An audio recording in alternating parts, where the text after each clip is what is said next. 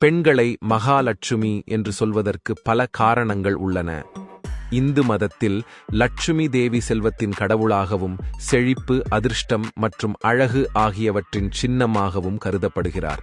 எனவே பெண் குழந்தைகளை அல்லது பெண்களை போற்றுவதற்காகவும் அவர்களின் தெய்வீகத் தன்மையை குறிக்கவும் மகாலட்சுமி என்று அழைக்கிறார்கள்.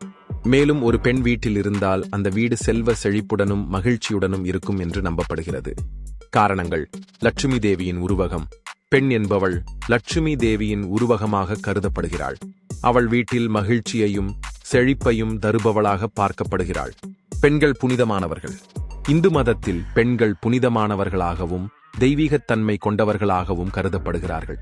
குறிப்பாக பெண் குழந்தைகள் லட்சுமி தேவியின் அம்சமாக பார்க்கப்படுகிறார்கள். செல்வம், செழிப்பு. லட்சுமி தேவி செல்வத்தின் கடவுளாக இருப்பதால் பெண் குழந்தைகளும் பெண்களும் வீட்டில் செல்வத்தையும் செழிப்பையும் கொண்டு வருவார்கள் என்ற நம்பிக்கை உள்ளது.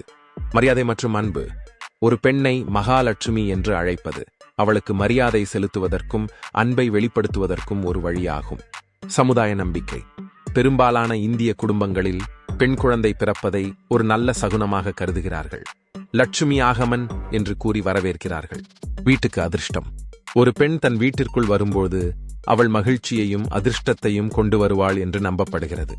சுருக்கமாக, பெண்களை மகாலட்சுமி என்று சொல்வது அவர்களின் தெய்வீகத்தன்மை, அழகு, அதிர்ஷ்டம் மற்றும் குடும்பத்திற்கு அவர்கள் கொண்டு வரும் மகிழ்ச்சி ஆகியவற்றை குறிக்கிறது.